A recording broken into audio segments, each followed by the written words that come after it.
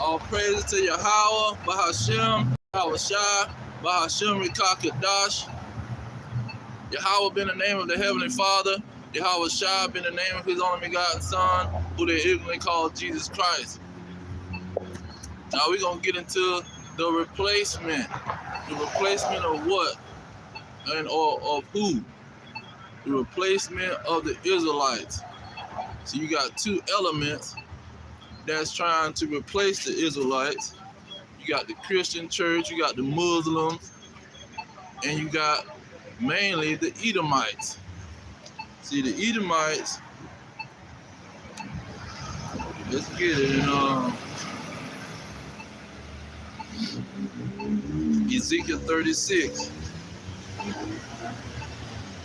Ezekiel 36 shows how the Edomites will try to replace the Israelites. Not only that, you had Herod. You go look up Herod. Herod was an Edomite. His father was known as an Edomite, and he was an Edomite. Ezekiel 36, starting at, let's see here. Let me start at verse 2. It says, "Thus says the Lord God, because the enemy have said against you, Aha, even the ancient high places are ours in possession." So they saying, we gonna even get your land, the ancient high places, because Jerusalem was located where the Garden of Eden was located.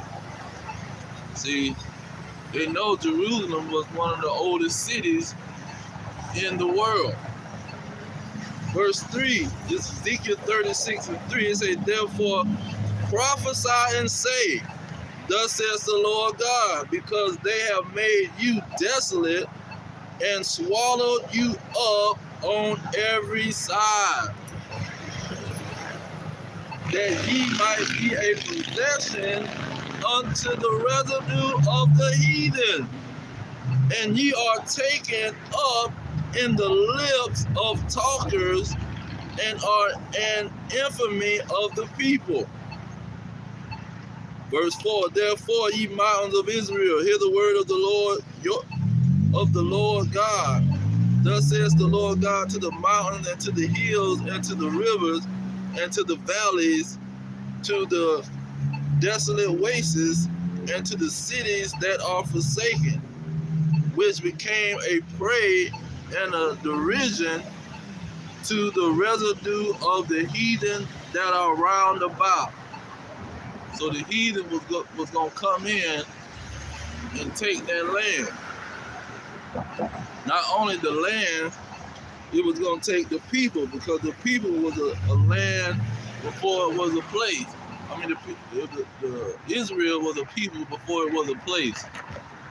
When you go to verse 5, it says, "Therefore, thus says the Lord God, surely in the fire of my jealousy have I spoken against the residue of the heathen and against all Idumea." Who is this Idumea? When you go into Isaiah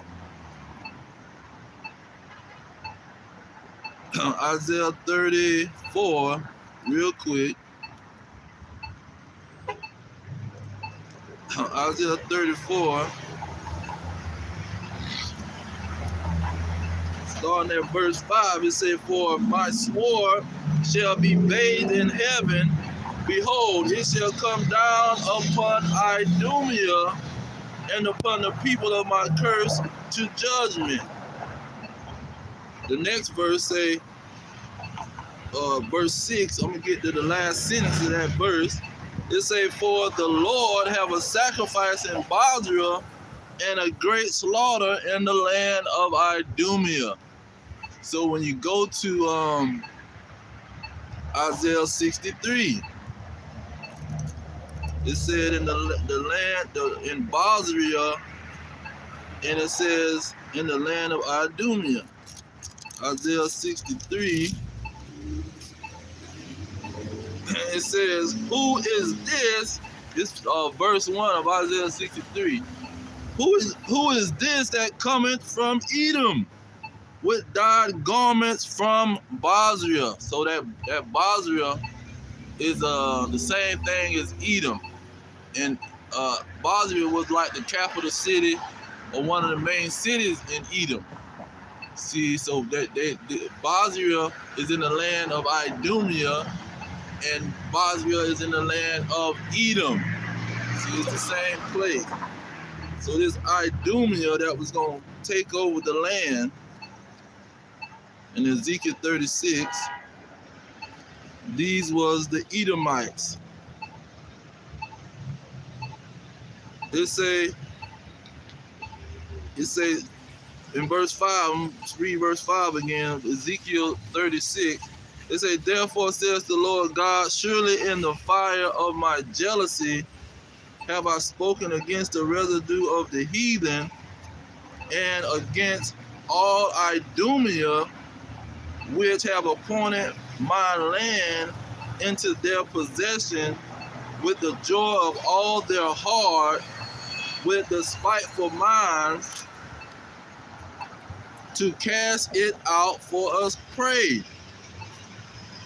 So these Edomites was going to come in and take over the land of Israel.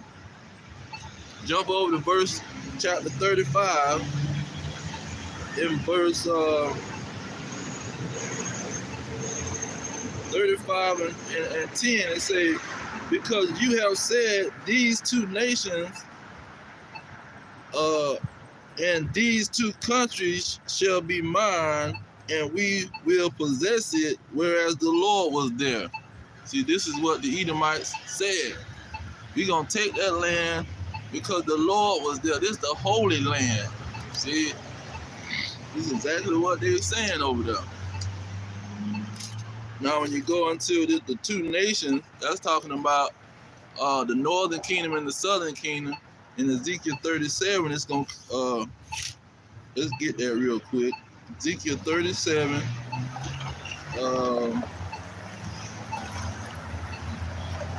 and 37 and 22, it says, and I will make them one nation in the land upon the mountains of Israel,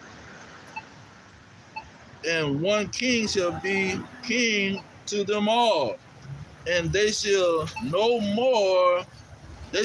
be no more two nations. So the two nations are talking about Ephraim, which is the northern kingdom, and Judah, which is the southern kingdom. It states that in verse 19 of Ezekiel 37. So they was going to possess not only the land, they was going to possess the people. So now that they got them in their possession, what was they going to do? Because, let's see here, Apostle Paul, he went into it in 1 Thessalonians.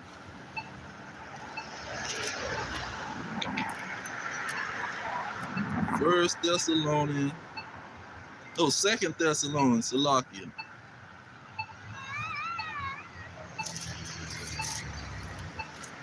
Second Thessalonians.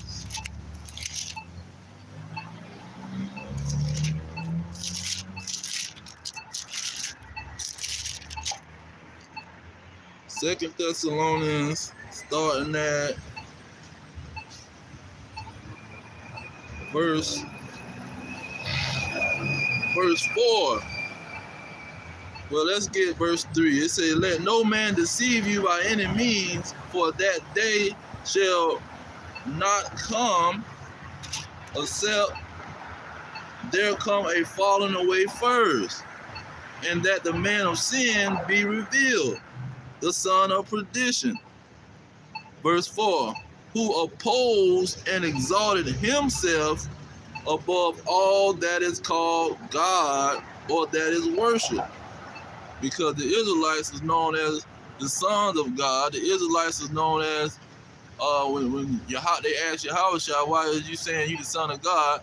He told them, he said, didn't your law tells you that ye are gods? See, so they was known as the gods of the earth. Now you got the rest of the verse say, so that he as God sitteth in the temple of God, showing himself that he is God. So how did they formulate this plan? They said, we gonna go back to the land and we gonna set up the temple, or we gonna show ourselves to be those people, to be those gods. Now Job talked about this in Job chapter 9. Job 9.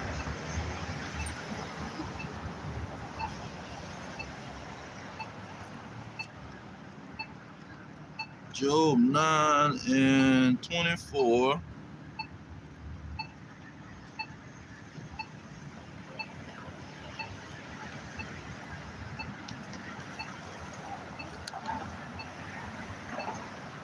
It says, the earth is given into the hand of the wicked.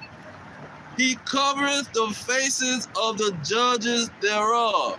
Now, when you go into that Psalm 82, it talks about that those children of the Most High, they would be the judges of the earth.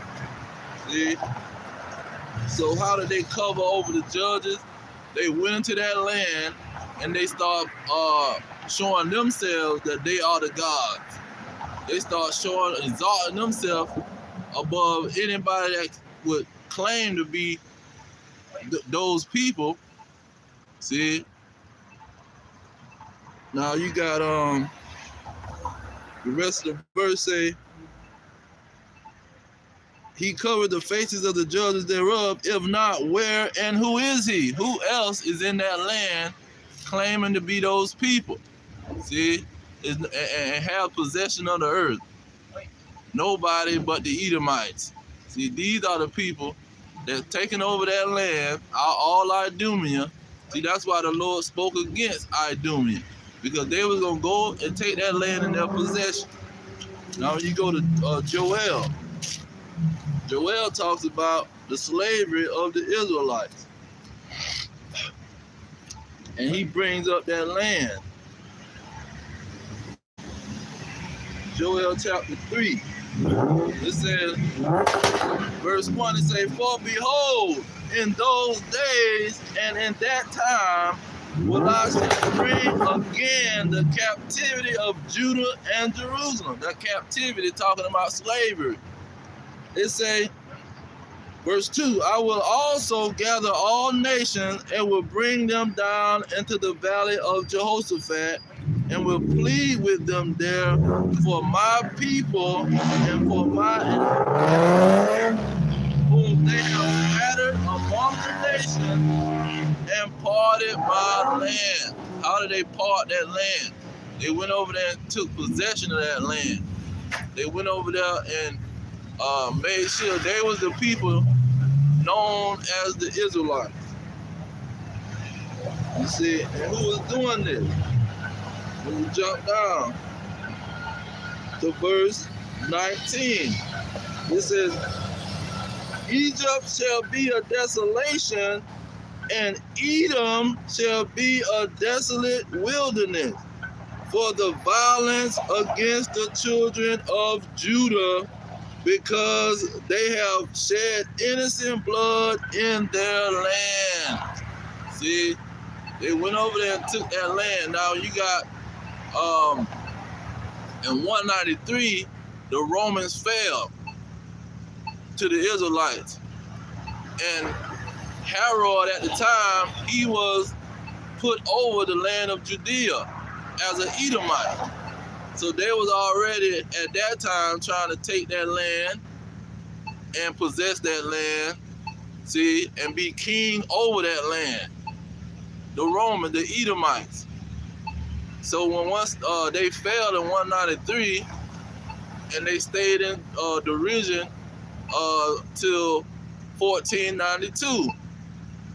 Now 1492, you had them starting to formulate a plan to get back the kingdom pretty much. But let's get it out the scripture. Revelation talks about this. Revelation 13.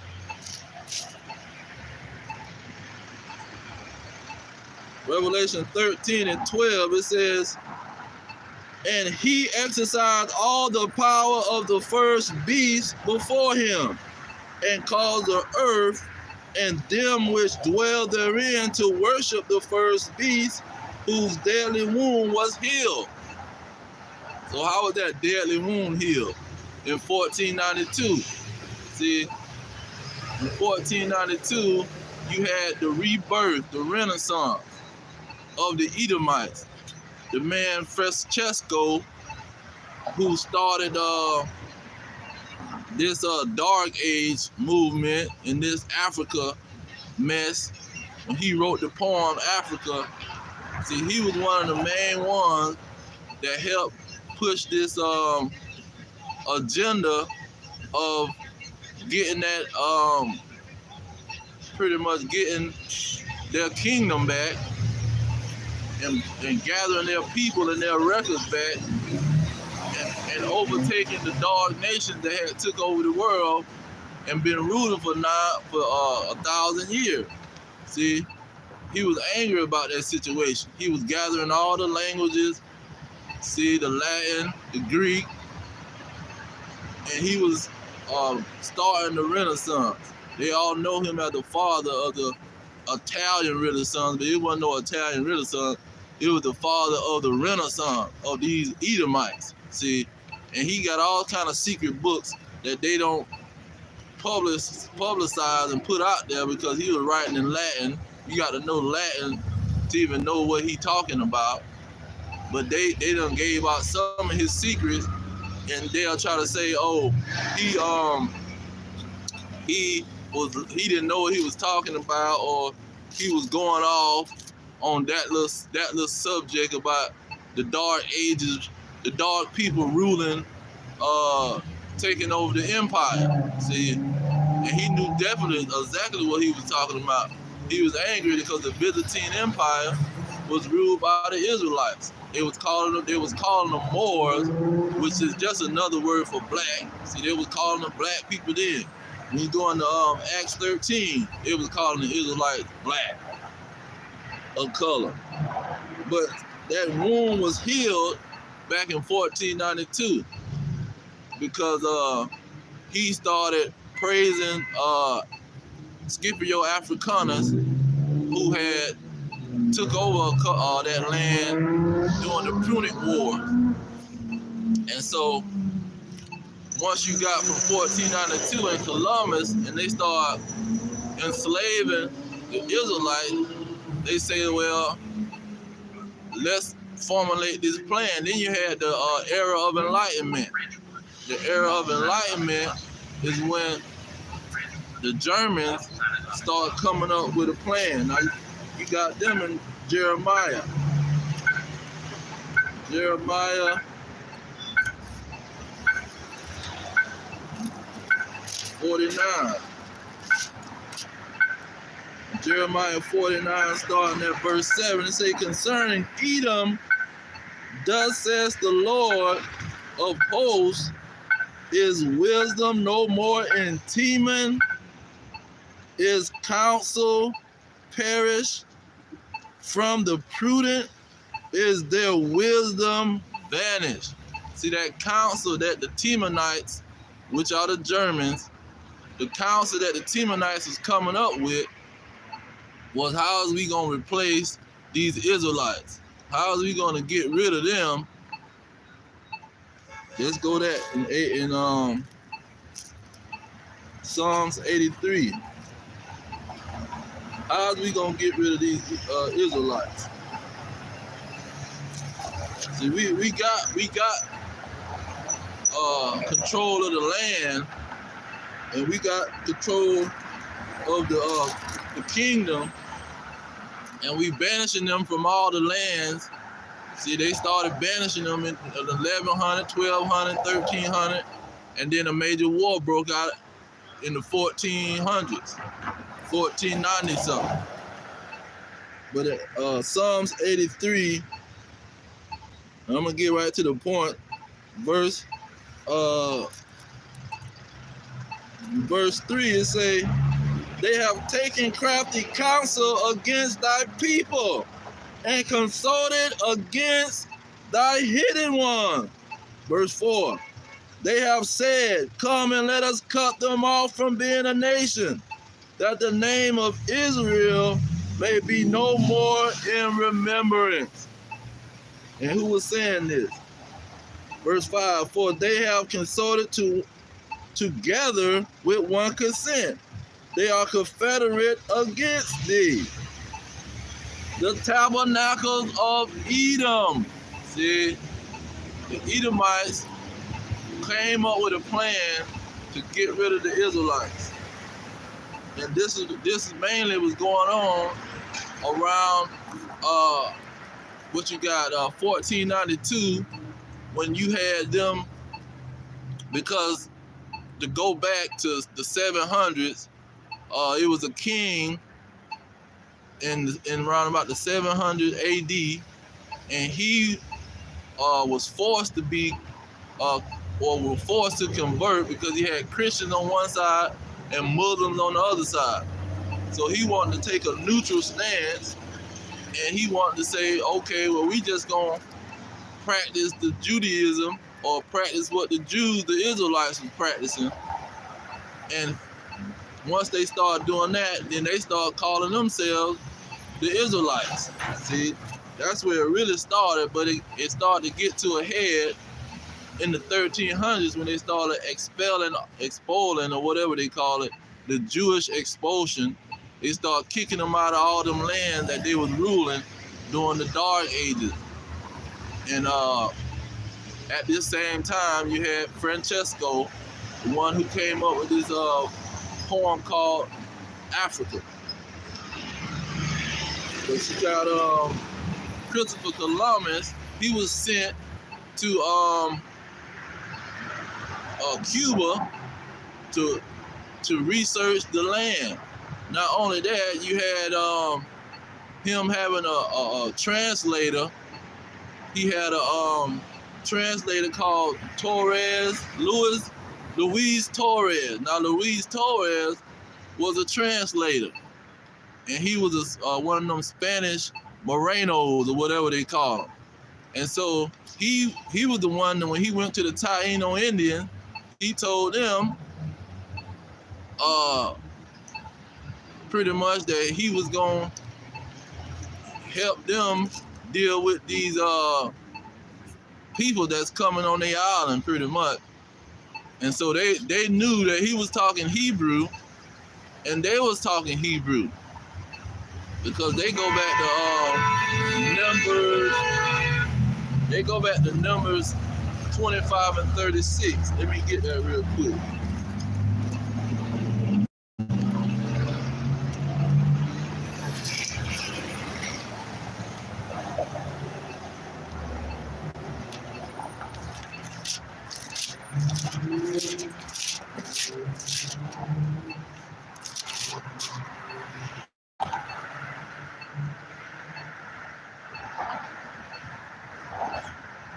Hmm?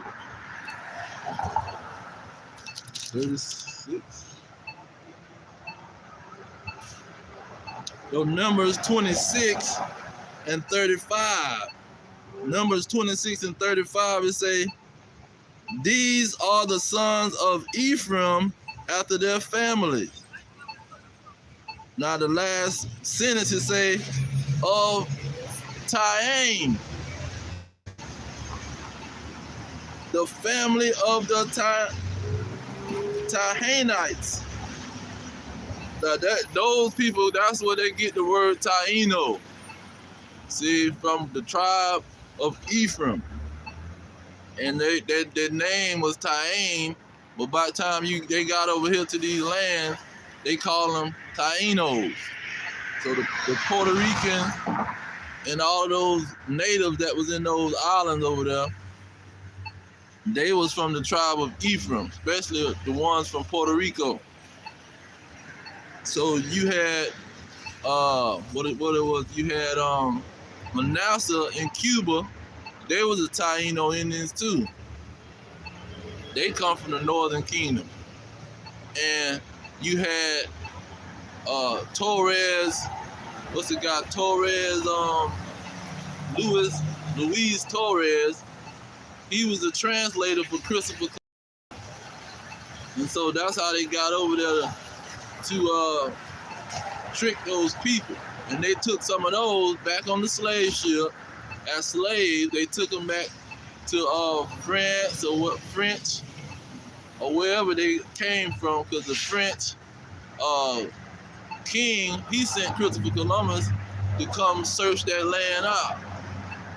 Christopher Columbus said he was reading the book of Ezra. And the book of Ezra, what is it? Let's see here. Let me get the right verse. I think it's chapter 13, 2nd Ezra 13.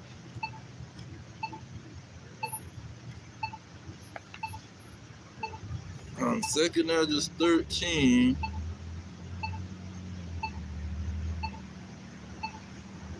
Might be 14.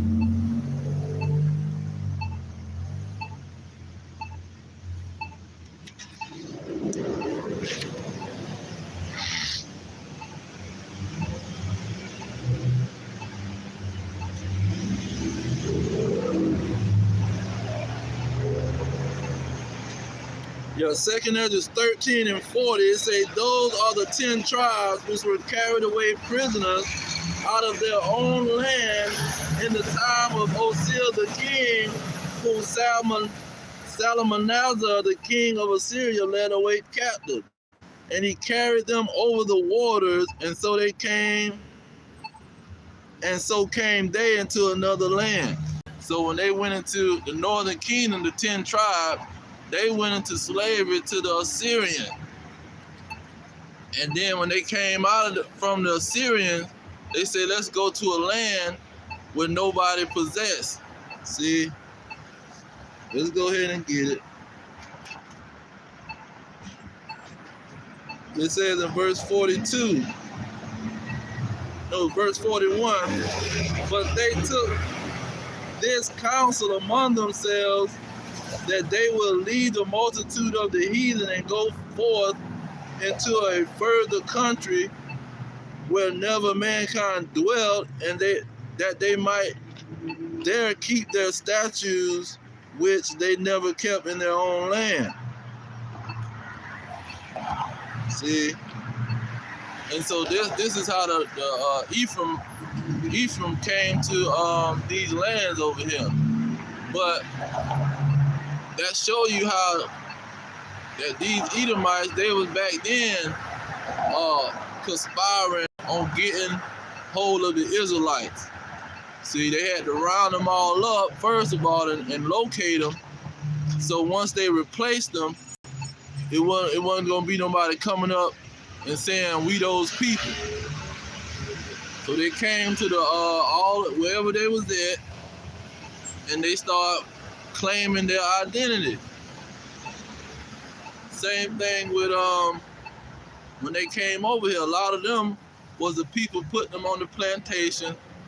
They was the ones with the ships, the ones that were trying to steal the identity. They was the main one trying to formulate that plan. So once you got into the 1700s, in the era of enlightenment, they say we gonna formulate a secure plan. Then you get into Joanne Blumenbach, who came up with the race theory. See, once he come up with that race theory, that lets you know he's being worried about race and people identifying themselves. So he coming up with a race theory talking about the Negroes, the Caucasoids, the Mongoloids. See, he trying to get rid of people's father's name, because that was the whole council. let's get rid of their name, because they didn't start focusing on their name until 1948. See, that's when they went to calling themselves Israelis and Jewish. See, they weren't really messing with those names until 1948, even though they was, because in 1775, that's when they came up with the word Jew. See, the word, it wasn't even no word called no Jew. See, they didn't have a J. The J wasn't created until the 1500s and the 1600s. So it was nobody around here talking about they some Jews and all this mess. When you go into the King James 1611, you won't find no word in there talking about a Jew. See, it had a I. They had replaced the Y with the I. That's a whole new concept. So what was they calling themselves? See, they was just trying to emulate those people, but everybody had a hand in it. That's why it says Ishmael. Let me go back to Psalm 83. Everybody was helping the Edomite come up with this plan to get rid of the Israelites and to steal their identity. Psalms 83:6, it say the tabernacles of Edom and the Ishmaelites. See, the Ishmaelites, Ishmael, those the Muslims. The Muslim was the first one to throw the Israelites into slavery. They were the ones fighting the Edomites during the Crusades and all this mess. They was fighting over the land. See, now you got what is it? Jeremiah.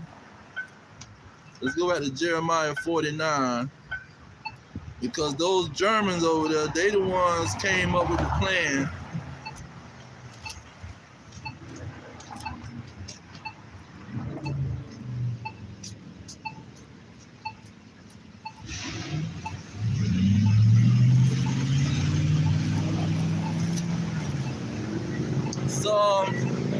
Jeremiah 49:7, it say concerning Edom, thus says the Lord of hosts, is wisdom no more in Teman.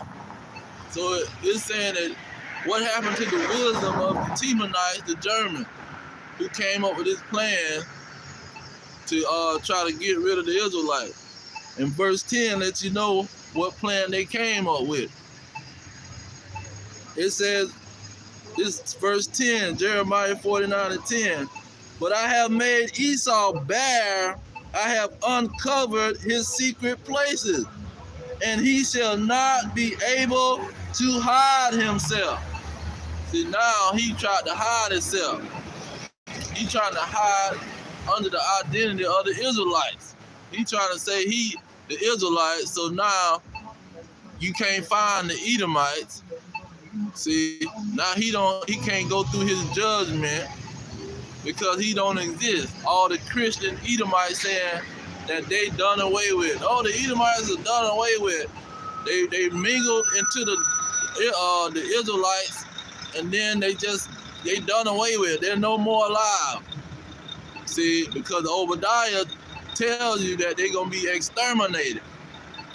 So now they saying, oh no, it already happened. That's not us. We're not going to be exterminated. See, we're not going to be punished for the rape, robbing, and murdering the whole earth. See, that's not us. We're not the Edomites. They're exterminated already. See, they know, that lets you know. See, they know the punishment of the Edomites. They already know.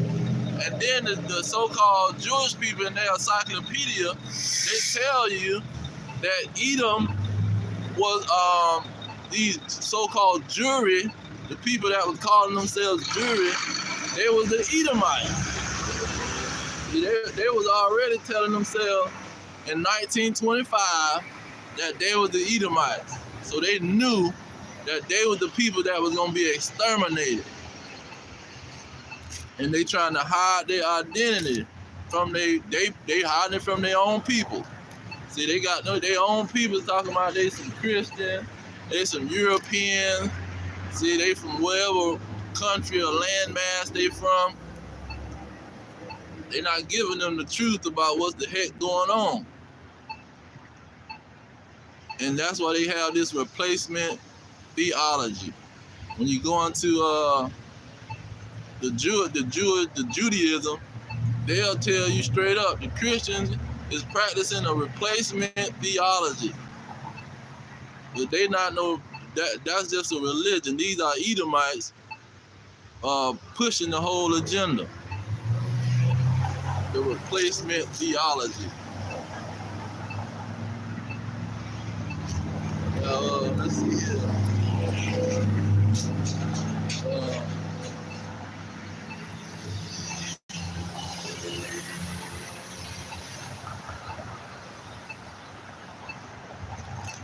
Let me get Jeremiah 49 and 22. Just let you know the Edomites are not done away with. It say, behold, he shall come up and fly as the eagle and spread his wings over Bozrah. See, who is that? That's talking about Yahushua. See, who they ignorantly call Jesus Christ. He's going to come up over Bozrah, which is America. See, that's not somebody that's done away with. How you going to be done away with, but the Messiah is going to come over your land with his ship like an eagle. That's what they had on Independence Day. That ship. They knew that ship was Yahushua, who they ignorantly called Jesus Christ, coming to judge they behind. That's why they had to make a movie. And most of the movie directors are some freaking Edomites. These movie directors are people that know the Bible. He says, verse 22, Jeremiah 49 and 22, behold, he shall come up and fly as the eagle and spread his wings over Bozrah. And at that day shall the heart of the mighty men of Edom be as the heart of a woman in her pain. So who was this? Who was this flying over the land of Edom, making the men of Edom have almost a heart attack? See, how did they exterminate it? How is they done away with already? When the Messiah got the only person that's flying is an angel and God. These people ain't flying. They weren't flying back in the ancient world in the Roman time. That's only a freaking angel can fly. See, only God and his angels can do the flying around here, man. These airplanes just came into existence in the 1900s. See. So it had to either happen after the 1900s. Somebody had to go to flying over the land of Edom. But how they exterminated back in the Roman time when there was nobody flying over anything? See, that shows you how these people is telling a bold-faced lie. It says, he shall come up and fly as an eagle. Now when you go back to Isaiah 63. Who is this coming flying over Edom like an eagle?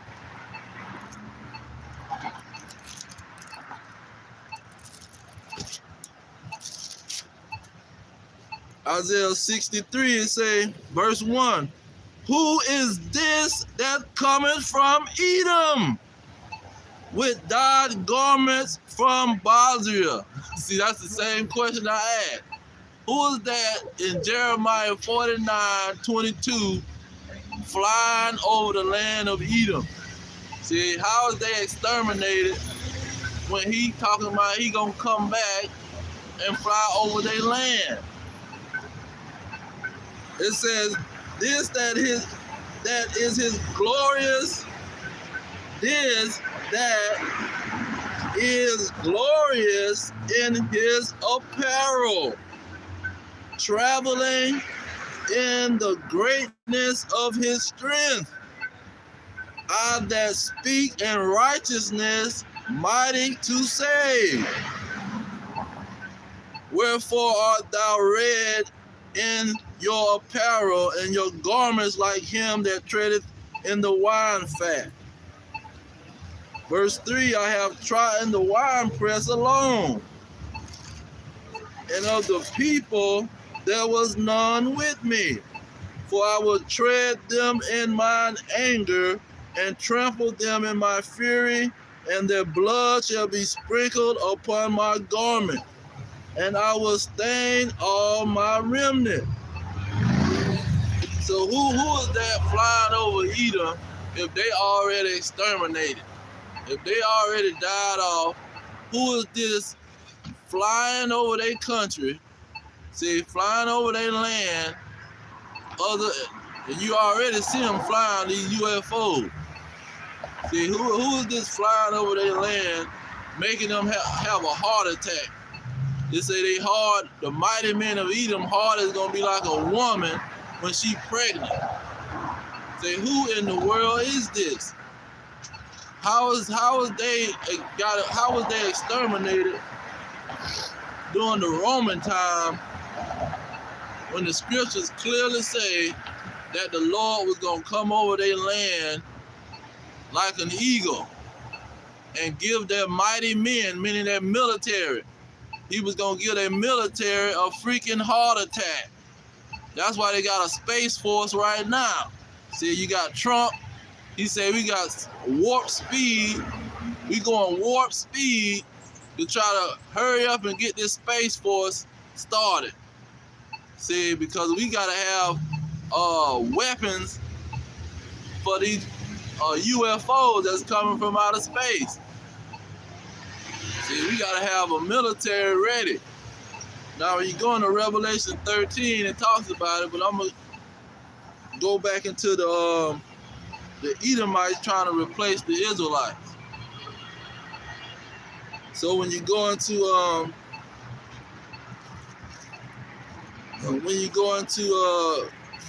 Romans, because they like to go to Romans all the time and say Israel is not Israel on the outward. But why was Paul saying that? Why was Paul saying all Israel ain't Israel? And Israel is on the inside, not the outside. Because you got people, you had the Edomites sitting around like Herod, acting like he an Israelite. See, talking about he the king of Judea, probably wearing the garments of the Israelites and everything. And he a whole Edomite. This is Romans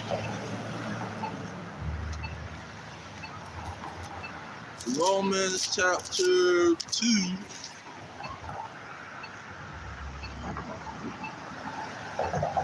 Romans chapter 2.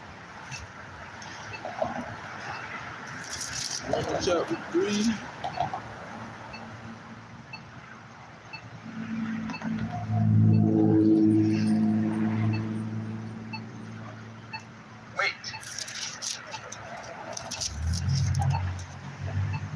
I think it's Romans chapter 9.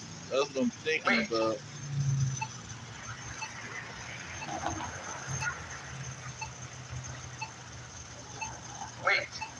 And Romans 9 and let's see here.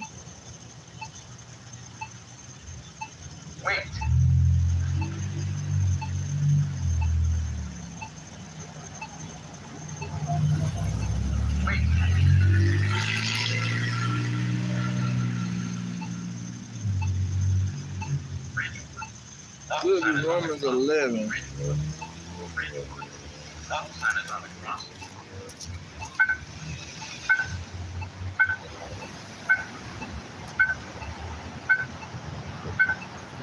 Because they try to use that grafting in mess.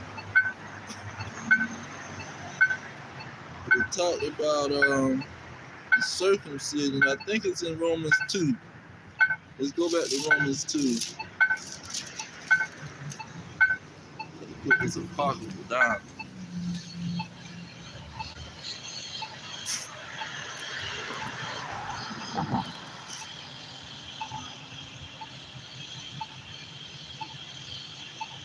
Romans 2, starting at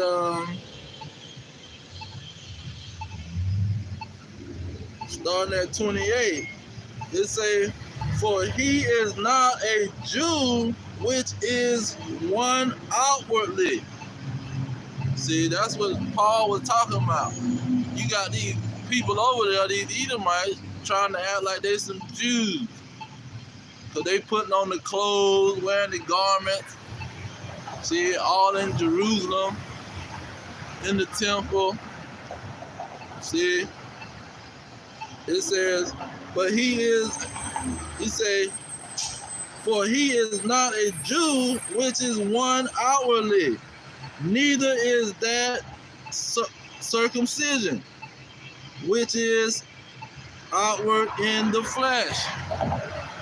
So he said on the outside, they can circumcise themselves and they can wear the garments of a Jew.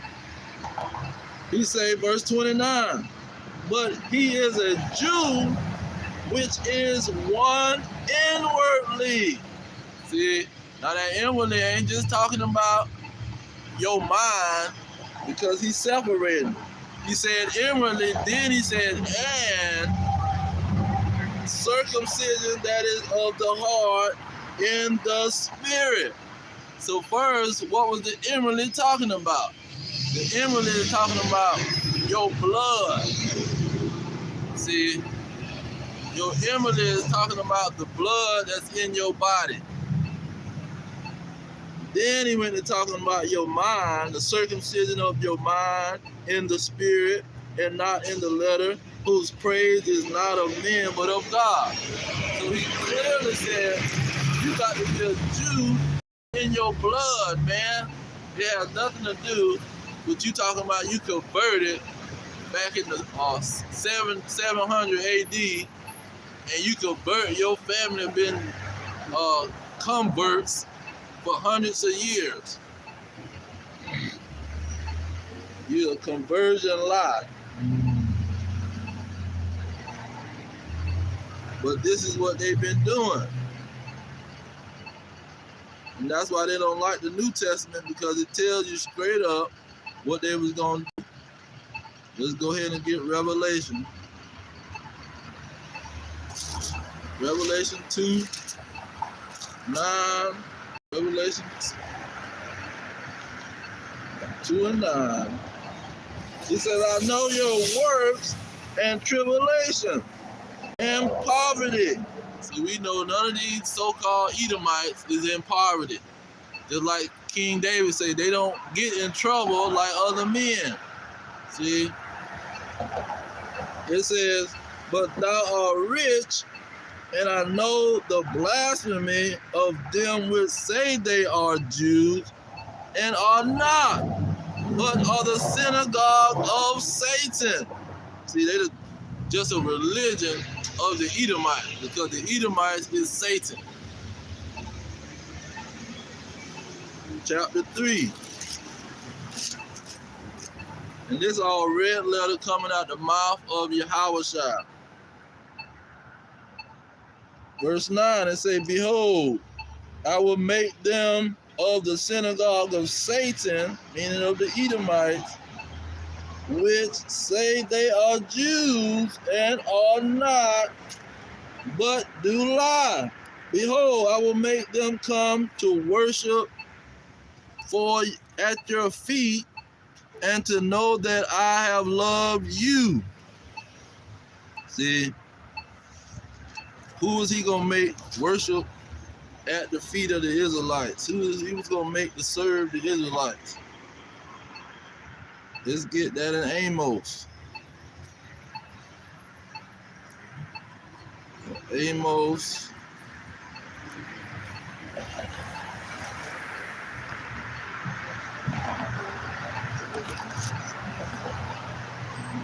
Amos 9 and 12. It said that they may possess the remnant of Edom.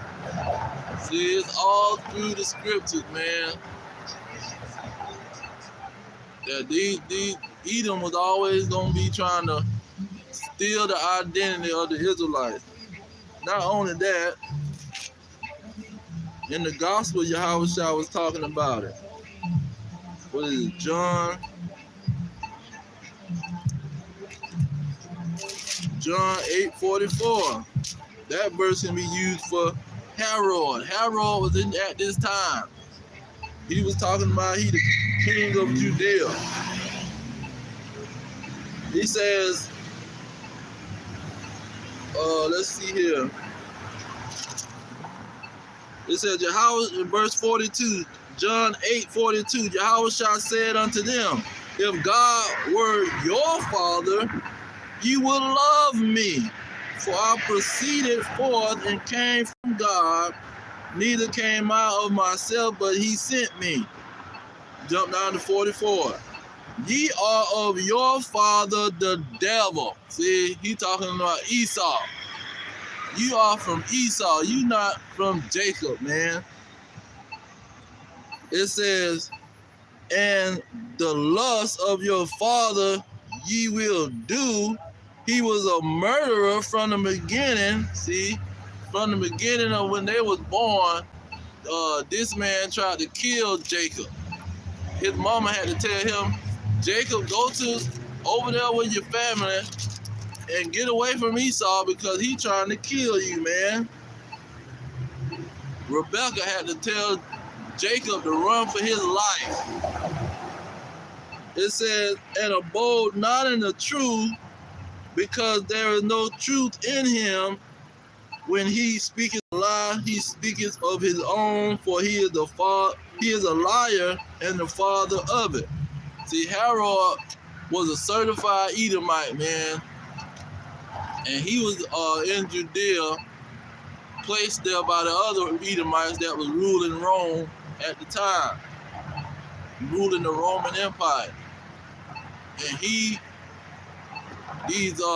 ain't no telling who the Sadducees and Pharisees was at that time, because the Greeks, during the Greek captivity, they had all kind of craziness going on. You couldn't even call yourself a Jew during the Greek captivity. So ain't no telling what these Edomites was doing, trying to steal the identity of the Israelites way back then. Now you got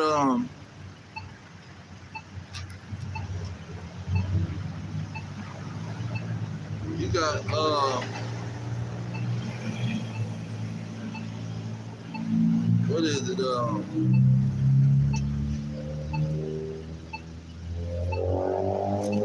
Ephesians. Ephesians.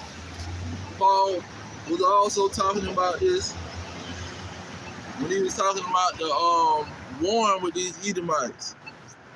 Because look how he worded it. It's Ephesians 6 and 11. He said, put on the whole armor of God, that ye may be able to stand against the wiles of the devil. And he wasn't talking about no fallen angel. He was talking about them Edomites that was ruling Ephesus. See, there wasn't no Israelites ruling Ephesus. Ephesus is over there in Greece, or in close by Greece. And those was Edomites ruling that land.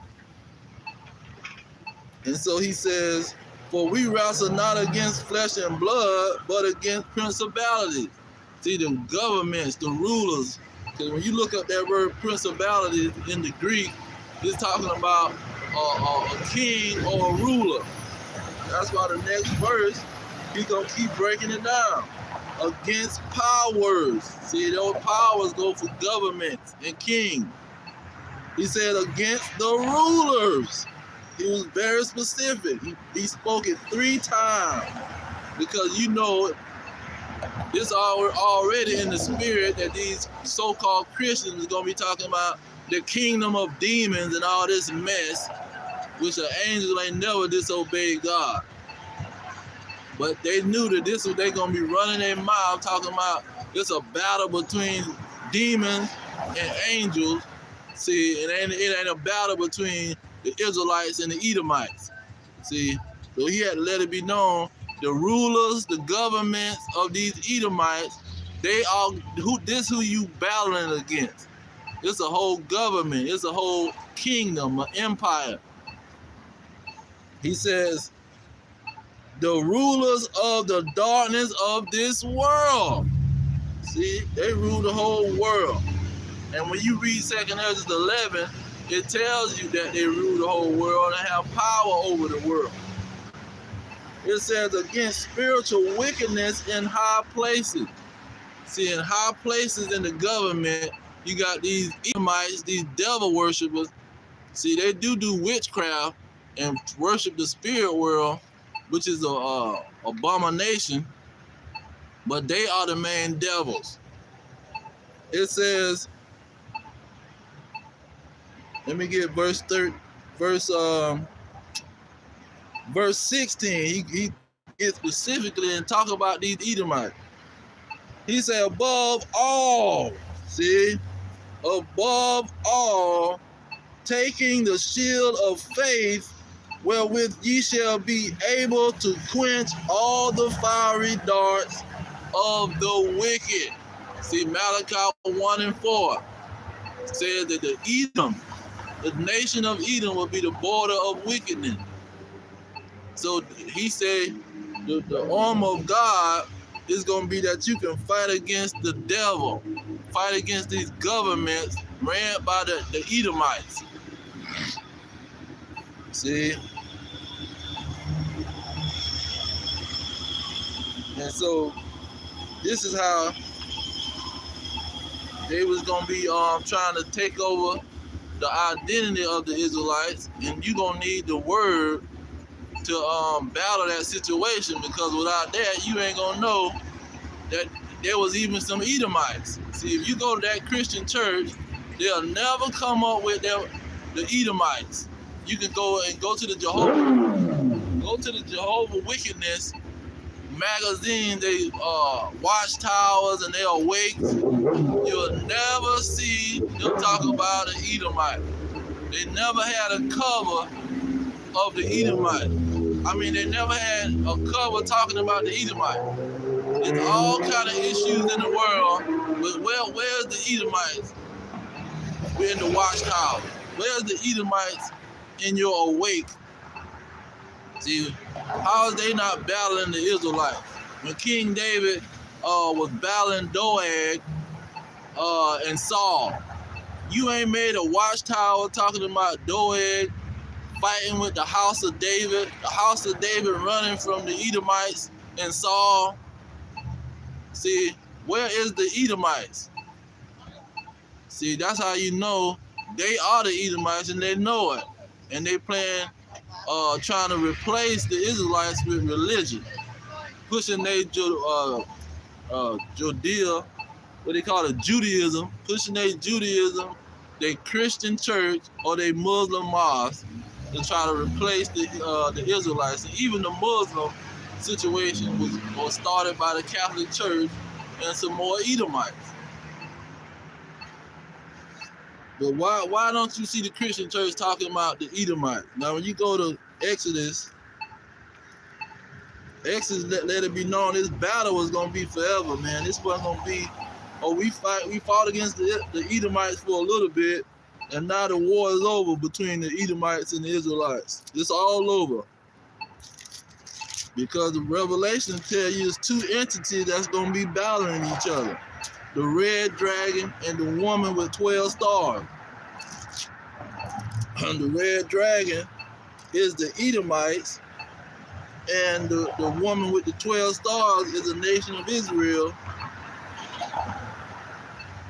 Now, when you go to Exodus 17 and 16 to get right to the point, it says, for he said, because the Lord have sworn that the Lord will have war with Amalek from generation to generation. So they was always going to be fighting the Edomite. It was going to be a forever situation. Generation to generation is talking about forever. It's not going to end. And especially until the kingdom of the Edomites is done away with. Now when you go into Luke, let it be known, Luke 21.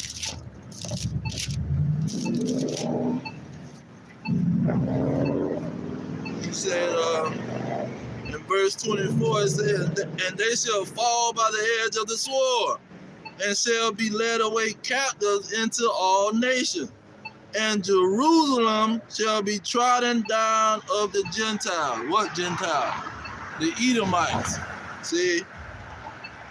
Until the time of the Gentiles be fulfilled. So the Edomites is going to be in the land of Israel, possessing that land, like Ezekiel 36 said, until their time is up. And when their time is up, that's when Yahweh is coming and gonna fly like an eagle over their land. See? Because he didn't fly over their land and do anything to them Edomites, man. When the Romans fell, it was because the Israelites was a part of their army, and he was the guy 193, he was a part of their army, and he just got famous and took over. Because it was let me go on Revelation and get that. That was a part of the prophecy. That the dragon was going to be released out of its pit. And that pit is talking about a land, and not talking about some prison that's floating in outer space like these Christians try to push. Revelation 20, it said, I saw an angel come down from heaven having the key of the bottomless pit and a great chain in his hand. So the Edomites was pretty much not ruling during the 193 AD all the way to 1492. So in 1492, that's when the angel came and pretty much helped them win that war and start putting these Israelites in slavery. It says in verse 2, and he laid hold of the dragon, that old serpent, which is the devil and Satan, and bound him 1,000 years. That's why Francesco, he was saying that the Dark Ages was them dark people ruling for 1,000 years. See, and he had to get the records, and he had to make a poem about Africanus and say that we lost our glory because them people came and took over our empire. He was upset about it, and he was a famous person during his time. They call him the father of the Renaissance. He came up with the word Dark Ages. So it says, verse 3, and cast him into the bottomless pit and set him up. Now that bottomless pit is not talking about anything but a land. And that land is not at the bottom of the earth, it's at the top. Now let's see, Revelation chapter 17. Revelation 17 and 8. It says, the beast that thou sawest was and is not, and shall ascend out of the bottomless pit and go into the region, and they that dwell on the earth shall wonder, whose names were not written in the book of life from the foundation of the world, when they behold the beast that was and is not and yet is. So this the same beast that had the 7 heads and the 10 horns. See, they have 10 kingdoms. That's the EU and the NATO. See, this is the beast that came out of the bottomless pit. They came from the north, the European Union. That's what the beast is. The beast ain't no freaking angel, man. Got nothing to do with no angels. See, there was 10 kings. Look at verse 12. It say the 10 horns which thou saw are 10 kings. See, 10 kings was let out of the bottomless pit. It wasn't no angel let out of no bottomless pit, man. 10 kings came out of the bottomless pit. That's Revelation 17. Let's look at that again. I'm going to read verse 7 to get the context. It said, and the angel said unto me, wherefore doeth you marvel? I will tell you the mystery of the woman and of the beast that carry her, which have the 7 heads and 10 horns. See, the beast got the 10 horns. So it says in verse 8, the beast with the 10 horns that thou sawest was and is not, shall ascend out of the bottomless pit. See, these 10 kings is going to ascend out of the bottomless land. That word pit is land. That's not talking about some hole in the ground. See, they was going to ascend out of the bottomless pit because in 192, you had these Israelites take over Rome, just like Francesco was saying, and created the Dark Ages, and they ruled for 1,000 years. So those 10 kings was thrown into the bottomless pit for 1,000 years. They was taken out of rulership for 1,000 years. So in the Renaissance or the rebirth, the Renaissance time, they came back into power, 1492. That's when they thought to take over and throw the Jews and the Israelites into slavery and take over their land and start possessing that land. See? But if you go to that Christian church, they're going to tell you a bold-faced lie about an angel fighting with God, slapping God all in the face, and then God punch him and knock him down to the earth. Like God ain't got no power over his own creation. Like he didn't plan the whole operation out. See, he planned everything. He got the power over all angels. No angel ain't buck up against God. See, that's a lie because the beast, which is the Edomites, they came up with that lie. That's why when Yahushua was talking to those Pharisees, he told them, you are from your father, the devil. You from Esau, who is a liar. See? You from a nation that love to tell lies, that love to use witchcraft with their television. They'll tell you all kind of lies on that television, stuff that don't even exist. Oh, a dinosaur, he was this tall when the word dinosaur come from a man called Dinosaur. See, they named him after a freaking man, some old, raggedy old geezer. He was the one that came up with that mess. See, in the 1800s, I think his name was Lewis or Edith or some crap. Some old man talking about he found a bone, a tooth. He didn't even find no bone. He found a tooth, a big old tooth. That could have came from anything. It had no proof about a dinosaur. Then they start making bones. See, creating bones and making big old statues of a so-called dinosaur, which is named after a man called Dinosaur. That's a bunch of crap. Then they try to blame the Bible. Well, why aren't the dinosaurs in the Bible? Well, it wasn't no freaking dinosaur. That's something somebody made up. A Edomite, a liar. See, talking about they claim to discover the country when you got people with kingdoms, with pyramids all over the place. See, they got glorious kingdom, gold all over the place. All kind of stones written into the stones, all pretty. They ain't in no tent. They acting like they over here in some tents, hiding in the cold. Oh, it's cold. Let's go get a tent. These people got stones. They got water coming through their city. They got plumbing, all kind of stuff in their stuff. But he coming in discovering America. How you gonna discover a place that got better plumbing than America? The present day America.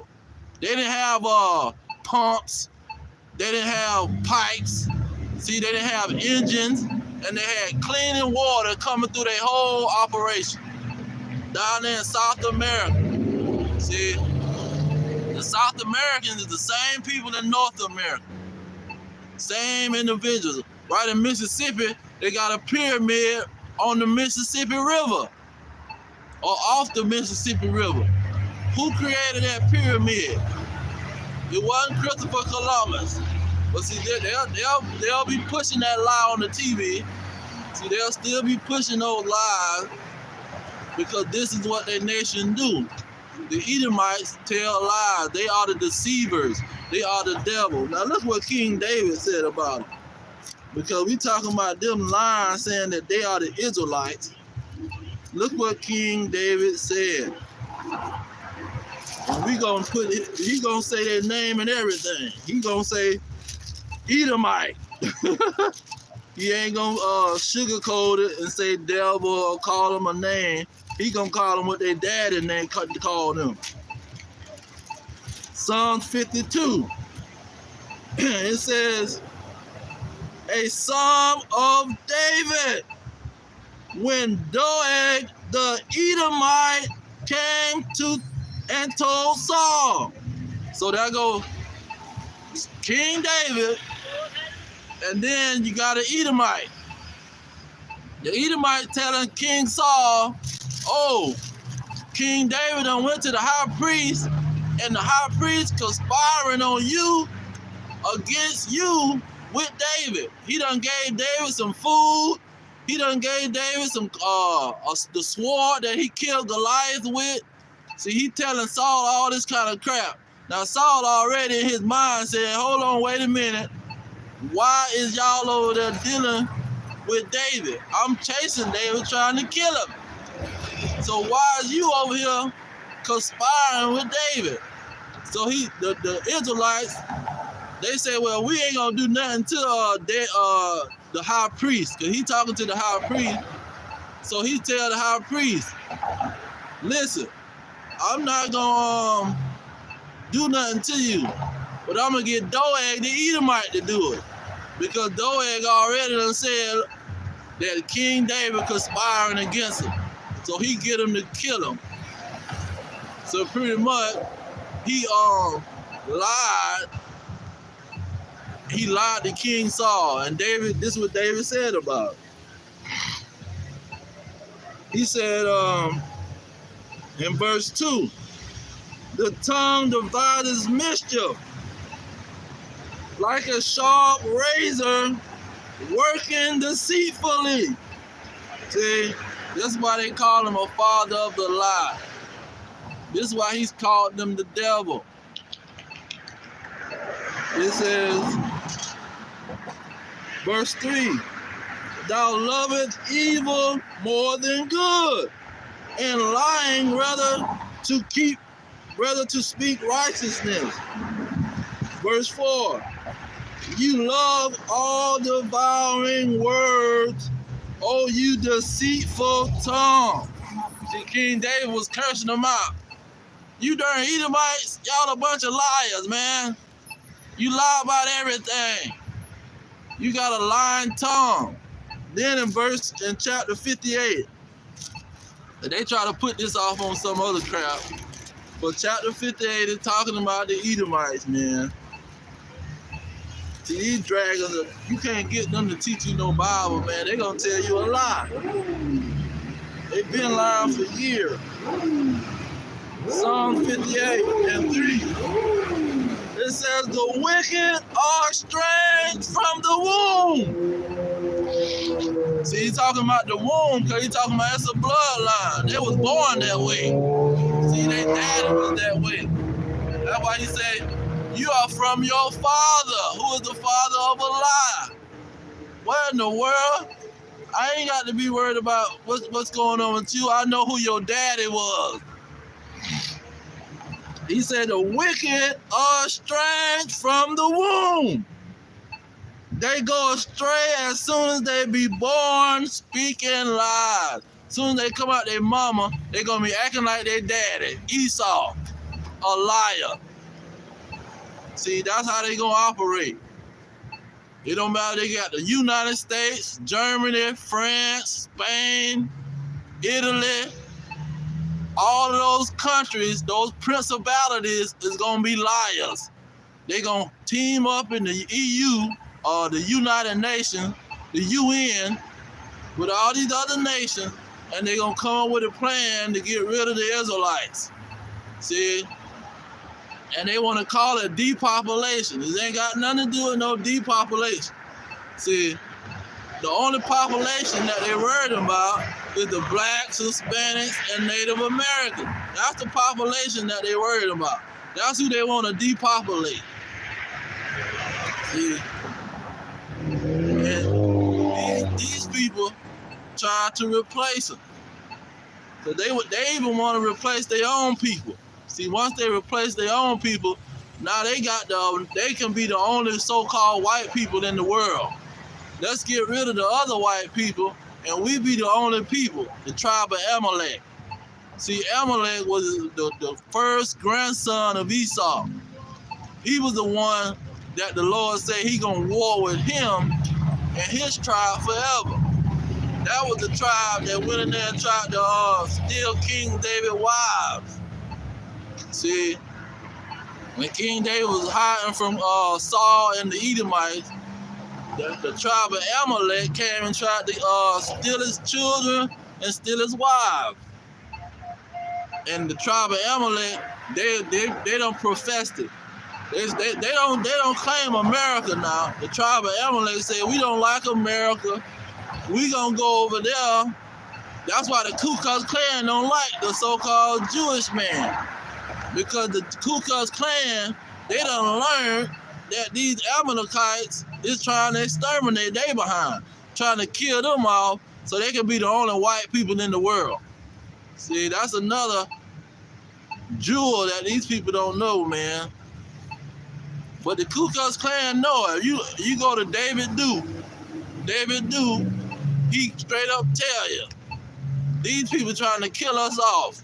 They talking about they want to be the last white people alive so they can rule the world. Yeah. But they don't want to be white people. They say we not white, we're Jewish.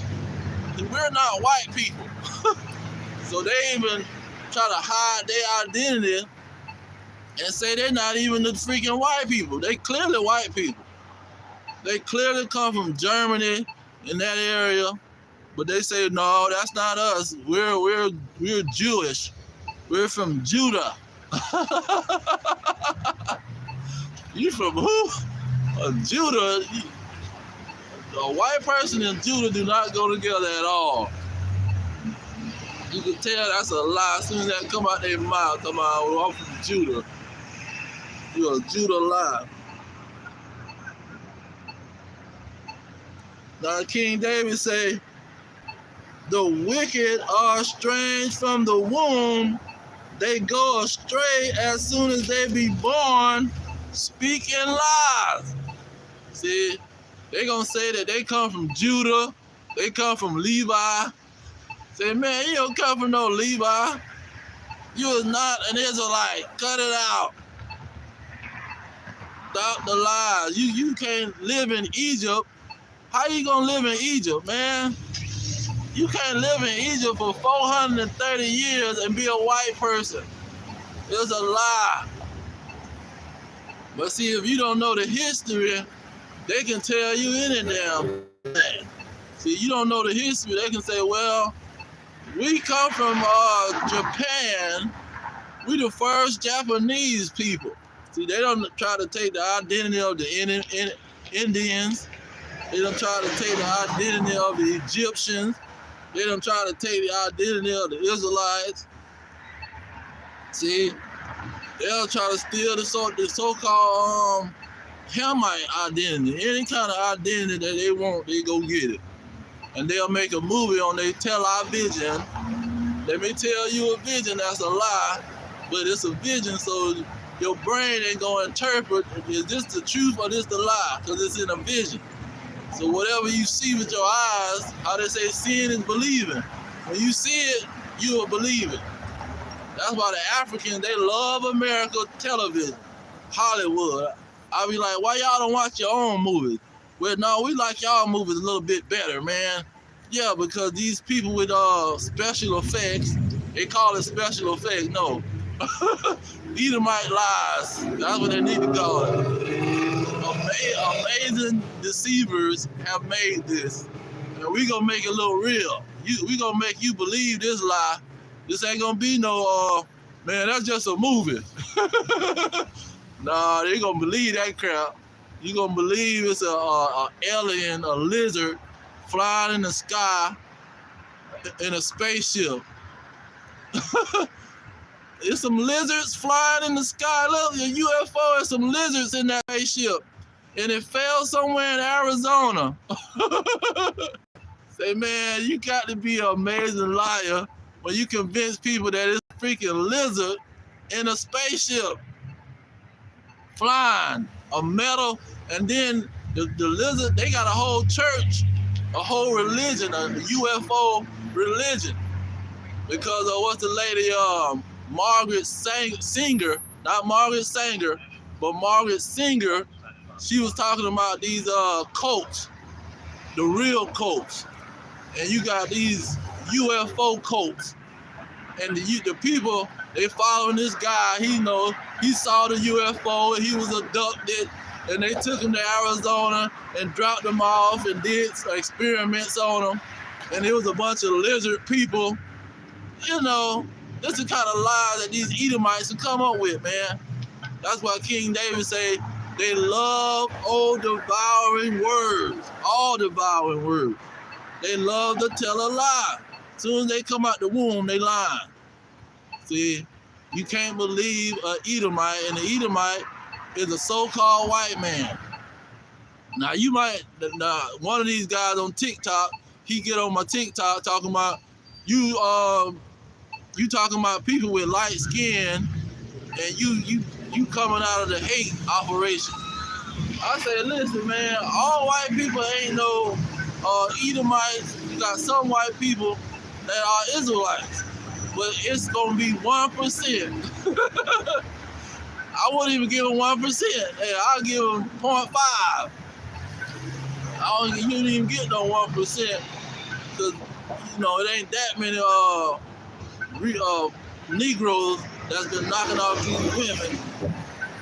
And sometimes the son, even if the Israelite man, he dark skinned, he sleep with a white woman, the child come out light skinned, it ain't no guarantee he gonna go sleep with that child gonna sleep with another white woman and reproduce a son. It could be a girl that come out.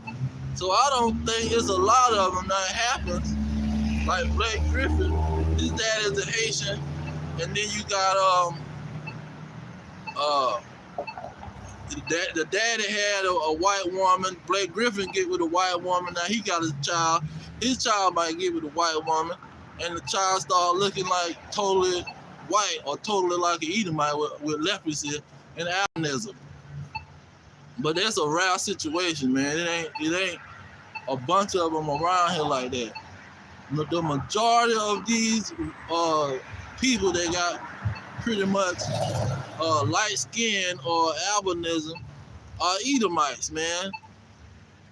The majority, 99%.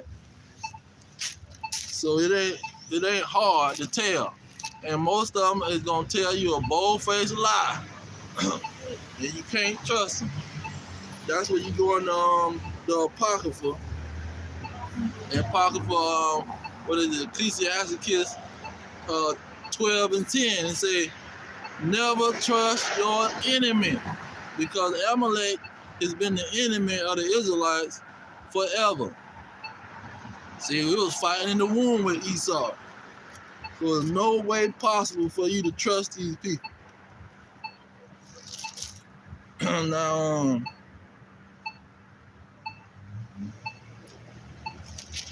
they try to steal the identity of the Israelites.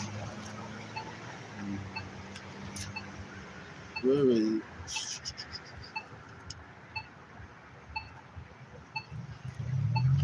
Now, Genesis 49, it showed how the Israelites, they was going to be in a certain place.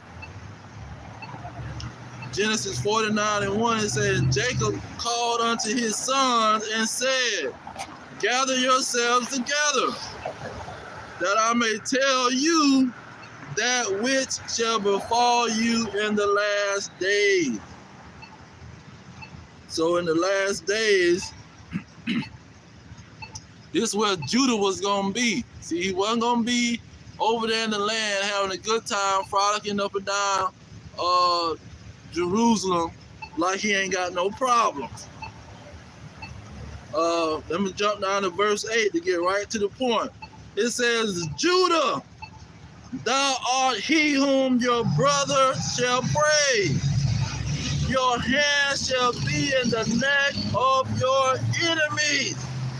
See, these are Amalekites' hands are not in the neck of their enemy. See, they don't got to worry about nobody being in their land. It says, your father's children shall bow down before thee. Now, where's the other tribes? Where is these Benjamites, the Levites? See, where's Ephraim, Manasseh, Naphtali, Issachar? Where's these other tribes at? Zebulun, Asher? Where is these tribes? But you'll never hear them talk about these tribes because these people are trying to steal the identity. They trying to steal the identity of the Israelites.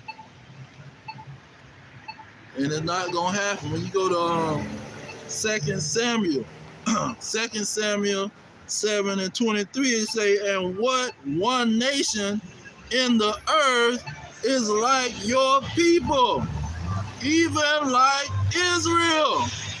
See, what nation can try to copy Israel? You can't copy Israel. See, he gave us the abilities that we gonna be stronger than everybody. Let me get that. How are you gonna copy Israel and we gonna be stronger than everybody? You don't see none of these people who own these basketball teams and who own these football teams. You don't see none of them playing in it. Why don't you got one of these dragons on a basketball team with a harmonica on, or whatever they call that crap? Genesis 25, 25 and 23. It says, and the Lord said unto her, two nations are in thy womb, and two manner of people shall be separated from thy bowels. And the one people shall be stronger than the other people, and the elder shall serve the younger. So if one people are stronger than the other one, which one is stronger than the Israelites? Now, what nation is stronger than the so-called black man and the Hispanic man and the Native American man, the natives that was here on this land? See, they do all warfare is copied after the Indians.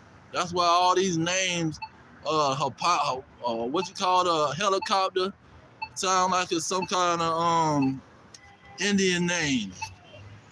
And then you got all these weapons that's named after the Indian.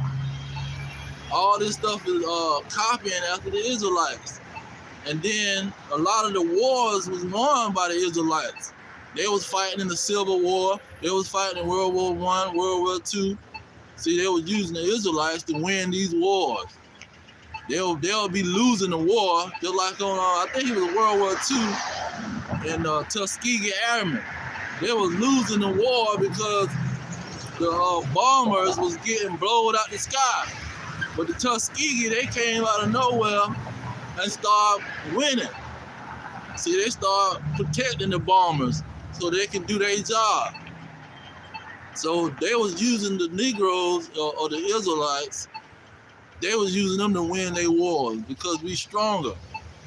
See, and we the ones started creating these engines and cars.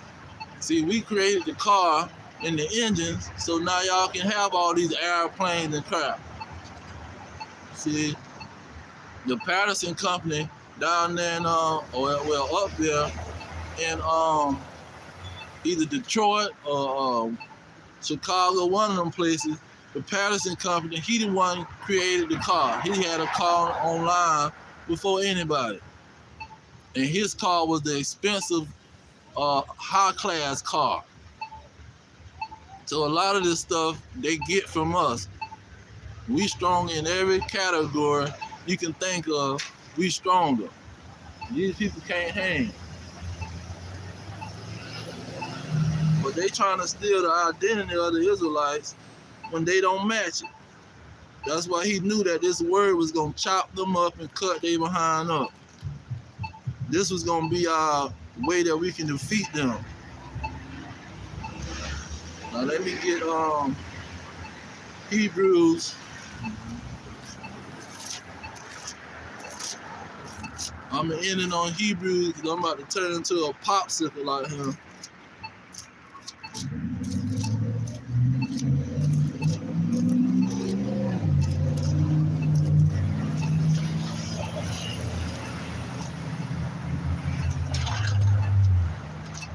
Hebrews 4:12. It says, for the word of God is quick and powerful and sharper than any two-edged sword, piercing even to the dividing asunder of soul and spirit, and of the joints and marrow, and is a discerner of the thoughts and intentions of the heart. So they intended to try to steal the identity of the Israelites. See, they intended to try to hide their identity as Edomites, but it wasn't gonna happen. So you can't replace us, see, and you ain't gonna even hide yourself, because the scriptures is gonna, what it say? It say discern. See, it's gonna discern that thought. That thought you had in your mind, oh, I'm gonna hide my identity. They ain't gonna know I'm an Edomite. I'm gonna hide my identity, or they ain't gonna know y'all Israelites, because they don't know who I am. So I'm gonna replace you. Then they gonna think I'm an Israelite, and they ain't gonna know who the Edomites is.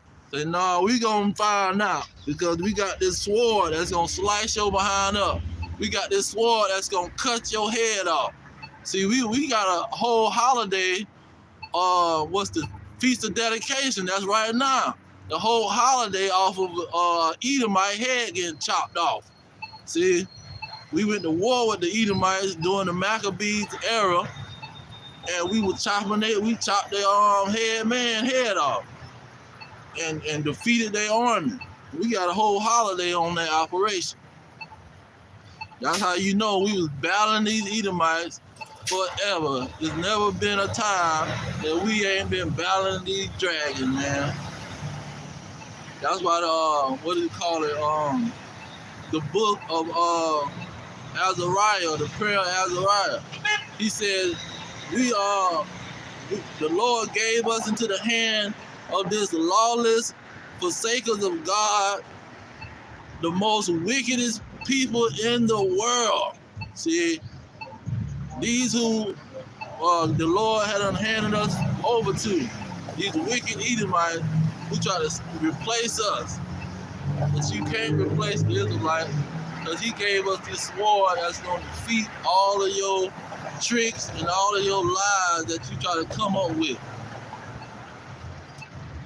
But I'm going to leave it there. All praises to Yahweh, Bahashem, Yahweh Shai, Bahashem Rekakadash. Double honors to the elders pushing the truth. Peace to the elect worldwide. Our kingdom is at hand. Shalom.